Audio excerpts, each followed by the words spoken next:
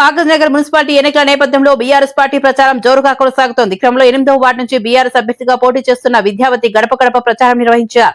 ఇంటింటికే వెళ్లి ఓటర్లను కలుసుకుంటూ కారు గుర్తుపై ఓటు వేసి గెలిపించాలని ప్రజలను కోరారు. ఈ సందర్భంగా విద్యావతి మాట్లాడుతూ బీఆర్ఎస్ పాలనలో చేపట్టిన అభివృద్ధి కార్యక్రమాలు, అమలైన సంక్షేమ పథకాలను వివరించారు. సిపి విద్యావతి గారు మన 15వ వార్డు నెంబర్గా నిలబడ్డారు కౌన్సిలర్గా. ఇదివరకు చైర్పర్సన్గా చేశారు. అప్పుడు కొన్ని పనులు జరిగినాయి మనకు. అప్పుడు రాజేంద్ర కౌన్సిలర్ ఉండే.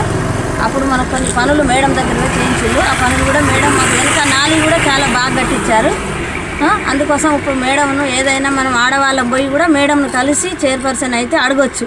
అందుకోసమని మేడంను గెలిపించాలని మనం లేడీస్ అందరూ కూడా జెంట్స్ కూడా కోరుకునేది అదే. మేడం గారి నాయకత్వం వర్ధిల్లాలని మనందరం కోరుకుంటున్నాము. ముఖ్యంగా ఆడవాళ్ళం మాత్రం కంపల్సరీ పోయి అడగవచ్చు మేడంని, ఏదైనా కూడా పర్సనల్ విషయాలు ఏవైనా కూడా, నాలి కానీ ఏదైనా కూడా. కాగజ్నగర్ మున్సిపాలిటీ 15వ వార్డు నుంచి నేను పోటీ చేయడం జరుగుతుంది.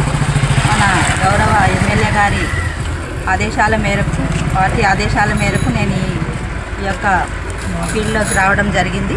రెండోసారి రావడం జరిగింది. ముఖ్యంగా మన కాగజ్నగర్ పట్టణంలో అభివృద్ధి ఈ 2 సంవత్సరాల నుంచి అంతంత మాత్రంగానే కనిపిస్తుంది అని ప్రజలందరూ అనడం జరిగింది. నాకు మళ్ళీ ఈ యొక్క అవకాశము కల్పించినందుకు మన గౌరవ ఎమ్మెల్యే గారికి మరియు పట్టణ ప్రజలకి ఎప్పుడు పట్టణ ప్రజలకి కృతజ్ఞత తెలియజేస్తున్నాను. మరి ఒక్కసారి ఈ యొక్క అవకాశం నాకు కల్పించినట్లయితే కాగజ్నగర్ పట్టణాన్ని అభివృద్ధి బాటలో నడిపిస్తానని ఆశిస్తున్నాను.